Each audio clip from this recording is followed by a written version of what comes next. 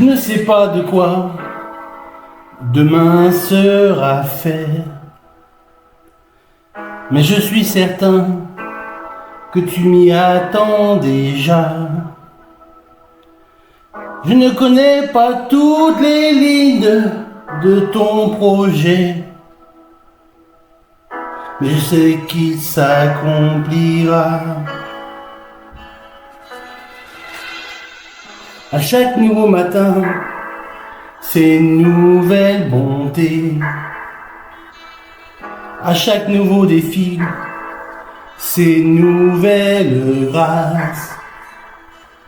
Tu n'es pas du genre à laisser tomber, et tu ne vas pas commencer avec moi.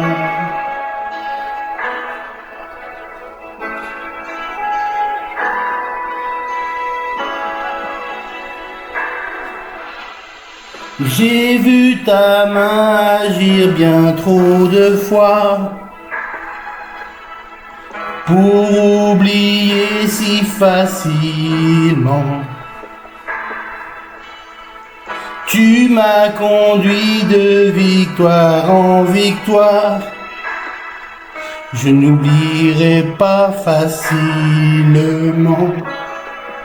ta fidélité.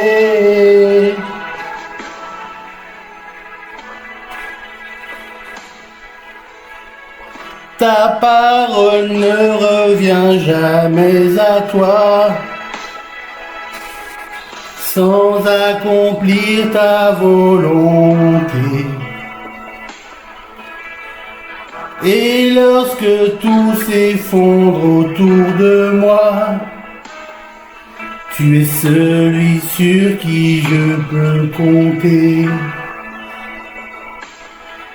Tu es celui sur qui je peux compter.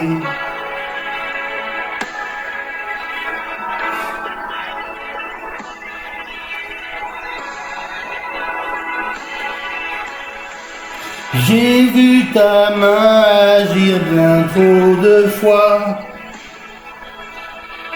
pour oublier si facilement. Tu m'as conduit de victoire en victoire. Je n'oublierai pas facilement ta fidélité. Oh Seigneur, ta fidélité est grande. Amen. Mes amis, bonjour. Un feedback sur combattre le bon combat de la foi. Qu'est-ce que ça signifie? Cela signifie que nous restons fermement ancrés dans la parole de Dieu par la puissance de l'Esprit Saint en nous considérant comme morts à nos sentiments et à notre raisonnement humain et ne laissant pas le péché régner dans notre corps corruptible, mortel, en obéissant à ses convoitises. Amen. Donc restez ferme dans la foi. Amen. Gardez la foi. Paul a pu dire « J'ai gardé la foi », il l'a dit à Timothée, à son successeur. J'ai gardé la foi comme déclaration récapitulative. Paul, l'apôtre Paul, reconnaissait que sa vie et son œuvre touchaient à leur fin. Il a combattu le bon combat, il a gardé la foi. Amen. Deuxièmement, ces mots encourageaient également Timothée et d'autres fidèles à persévérer et à garder la foi. Amen. Paul, quel exemple de foi a-t-il été? Il persécutait les chrétiens et après il est devenu pécheur d'hommes. Amen. Donc pourquoi? Parce qu'ils ont mis en valeur la foi d'un homme qui a regardé vers Dieu, même face à la mort. Et oui, Paul était un vaillant héros de la foi. Il a gardé la foi, il a vécu avec une vie intègre, avec un espoir de son salut et la vérité de la parole de Dieu. Amen. Alors mes amis, le don de l'Esprit Saint, qu'est-ce que c'est exactement? Cela nous aide à garder la foi et à vivre par la foi. En effet, il nous aide à faire mémoire des paroles, c'est-à-dire à actualiser les paroles du Christ dans notre vie. Il témoigne et il nous permet de recevoir la paix du Christ alors que celui-ci n'est plus visible à nos yeux et qu'on a parfois l'impression de ne plus savoir où aller et à quelle tête, que fais-je contre asperge où vais-je? Voilà. L'Esprit Saint nous éclaire. Amen. Avoir la foi nous donne le pardon de tous nos péchés. Alléluia. Tous nos péchés sont pardonnés par le sang précieux de Jésus qui a été versé à la croix de Golgotha. Grâce à la parole de Dieu, nous savons que Dieu ne se lasse jamais de nous pardonner. La miséricorde, c'est même le message central de ce que croient les chrétiens. Amen.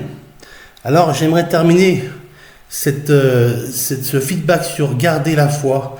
Gardez la foi, mes amis. Gardez la foi en vous et gardez la foi en Dieu. Alors, or la foi est une ferme assurance des choses qu'on espère, une démonstration de celles qu'on ne voit pas. Amen. La foi, on ne voit pas les choses et les choses arrivent quand même parce qu'elles sont réalisées par l'Esprit Saint et on les vit par la foi. Amen. Pour l'avoir possédé, les anciens ont obtenu un témoignage favorable. En effet, en Hébreux 11, on peut voir que les prophètes, donc les rois d'Israël, ont eu beaucoup de foi, d'autres ont désobéi à Dieu, mais celui qui reste ferme dans sa foi, qui ne défaillit pas, eh bien, il aura une grande espérance et un grand espoir par l'Esprit Saint qui l'encourage, qui lui dit de continuer sur le chemin, sur le chemin de pèlerin que nous avons sur cette terre. Amen. Que Dieu vous bénisse. J'aimerais prier, Seigneur, tu vois, Seigneur, nous sommes que des pèlerins sur cette terre. Nous avons été envoyés ici à l'heure où tu l'avais décidé, Seigneur, pour accomplir une mission, pour être investi de ta parole et par l'Esprit Saint marcher par la foi. Seigneur, je te prie pour tous mes frères et sœurs, pour tous mes amis qui m'écoutent. Seigneur, que tu puisses répondre à leurs prières et que tu puisses surtout les convaincre de péché et de jugement, Seigneur.